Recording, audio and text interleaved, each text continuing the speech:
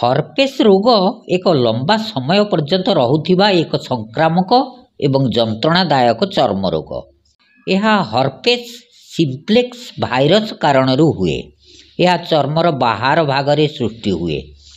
आरंभ में चर्म उपरे कुंडई होबा, लाल लाल चक्की परी फली जिबा एवं धीरे धीरे पानी फुटुका परी घारे पानी भरी जिबा समस्या होइताए। यह एक बहुत कष्टकर परिस्थिति उत्पन्न करिथाए। हर्पेस सिम्प्लेक्स भाइरस कारण चिकनी पॉक्स रोग मध्य होइथाए।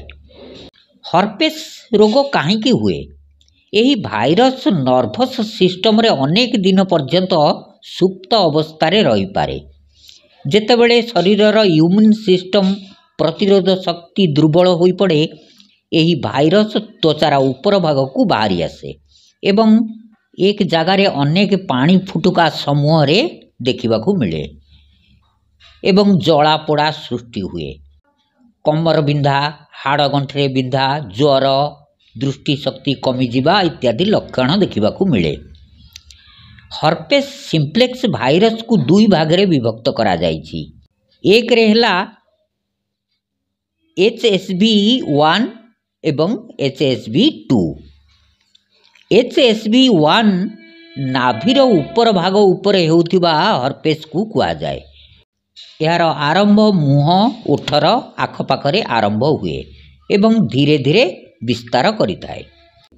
HSV2 नाभिर निम्न भागरे हेउथिबा हर्पेस को कुआ जाए। यार विस्तार मूत्र अंग एवं मलद्वार आखपाखरे आरंभ हुए। हर्पेस काहींकि हुए? हर्पेस एक संक्रामक एवं डिया रोग। यह एक रोगी ठारू अन्य रोगी को व्यापी थाए। एक रु अधिक साथी सहित यौन संपर्क रखिबा कारणरू यही रोग शीघ्र व्यापी थाए। संक्रमित व्यक्ति सहित चुंबन कले किंबा एक थाली रे भोजन करिले मध्य यही रोग होई पारे। किंबा संक्रमित व्यक्तिंकर कपड़ा, रेजर किंबा इंजेक्शन छुंची व्यवहार करने द्वारा मध्य यही रोग व्यापी थाए। यही रोगर संक्रमण कम करिया पाई बरफ युक्त अधिक ठंडा पानी टब रे 25 ग्राम फिटिकिरी गुंड एवं 100-200 ग्राम लुण गुंड मिसाई 20-30 मिनिट बाथ टप रे सोइबा दरकार। फिटिकिरी एवं लुण भाइरस को नष्ट कर दिए। द्वितीय उपाय है खंडे बरफ को सूता कपड़ा रे भरी करी हर्पेस जगारे किछि समय लगाइले आराम मिले। तृतीय उपाय घी कुआरी रस आलोवेरा जेल घा उपरे लगाइले घा शीघ्र सुखी जाए।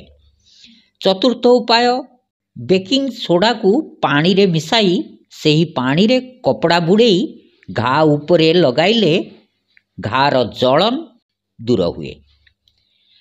पंचम उपाय है चंदन घसी करी सेतिरे गोलाप जल मिसाई घा उपरे लेप लगाइले घा शीघ्र सुखी जाए।